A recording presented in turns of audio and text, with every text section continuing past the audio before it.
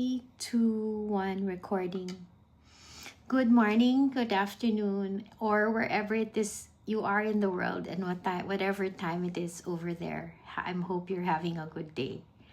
I'm here today because it's National Cancer Awareness Day, and my name is Misen Desiderio Dime. I've been with Accenture since 2012. I think I'm the one in the 1% of the oldest group in Accenture in the Philippines. And despite the way I look, I am a person with disability. I have stage 4 colorectal cancer, and I'm here today to tell you a little bit of my story, but mostly to talk to you about my advocacy. In the first 5 years before I got my cancer diagnosis, I was at the healthiest in my life because I was turning 50 and I decided that I was going to lose the weight that I had been planning to lose for the last 10 years. I would eat right and exercise. And it being the pandemic, I had the time to run 5 kilometers a day. And since we were living by the beach, I could swim in the open water every day. So it was very easy to drop 10 kilos and feel great. The only problem was I couldn't sleep at night. And really, that's where my problems were revealed because immediately after the pandemic, I consulted a doctor, was told that I should make up for all the APEs I missed during the pandemic. And because I was 50, I had to get a colonoscopy. I entered the hospital for a supposed overnight stay for an executive checkup. All I packed was a pretty dress and some makeup because I promised my husband I'd go dancing and have dinner with him as soon as I got a clean bill of health. But instead of the overnight, it turned into an 18-day stay and 2 major surgeries. And at the end of that, I received what I thought at the time was a death sentence because they said at my stage, statistically, I would only have 3 to 5 years to live. But if you know me, you know I'm stubborn. You know I hate deadlines, and you know I love beating deadlines like they're a personal enemy.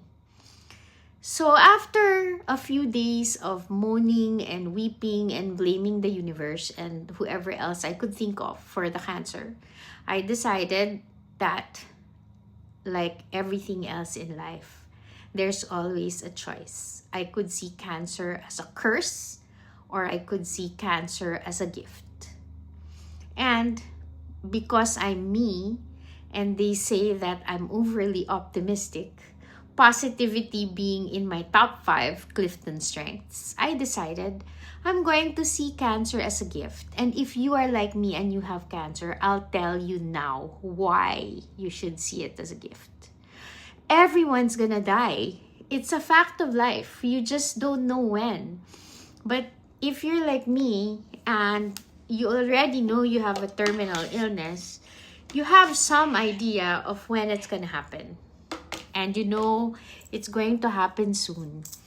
And you know you don't have the luxury of time to put off doing the things you've always wanted to do, chasing the dreams that you always said you were going to finally chase when you retired. And you would no longer take for granted those little moments with your family that you always said you would have time for on another day when you're not busy. So, when I got cancer, I decided to be more mindful, to be more grateful.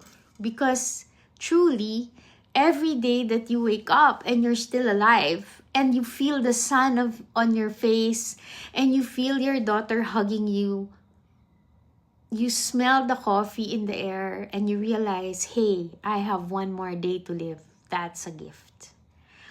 So, I don't have a lot of words of wisdom to offer someone who's having cancer.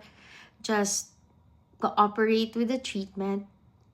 Take the pain and the effort and the expense as the price you pay for the life that you have to live. Make treatment just part of your routine, and try to live a life that's as full and as normal as it was before you got sick. When I first learned I had cancer, what flashed into my mind was all those movies with the cancer victim heroines where they would be languishing on the bed in a white nightgown, looking all pale and weak. And I told myself, I'm not gonna be like that. I'm going to be the same Miss N, except that, I have to go to the hospital every other week. And for some reason, they like to take my blood in the hospital. And they like to poke me with 2-inch needles. But hey, that's a small price to pay because in return, I get to help my daughter write her English essay, take her to fencing competitions. I get to travel with my husband. I get to annoy my husband every day.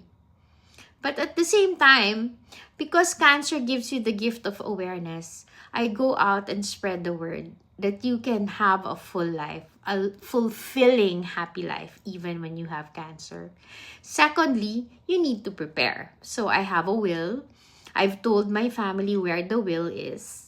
I've written down all my bank accounts, all my passwords, plus a very long list of where everything is because when I'm gone, my 2 kids and my husband will get lost in our house and never find their house keys ever again.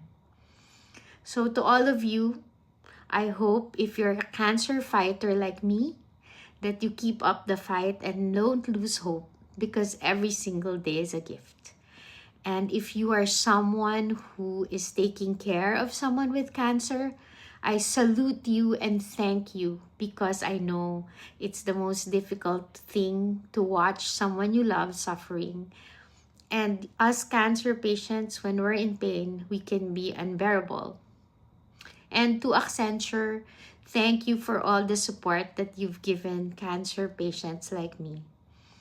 Let us all be aware of cancer. Love your vegetables because what I learned is that, that's why I got sick. It was the hatred of vegetables. Do your APEs and take your health seriously because you only get one life to live. So take care of that life. So to all of you, be greater than cancer. And I don't know if I'm supposed to say this, but happy National Cancer Awareness Day.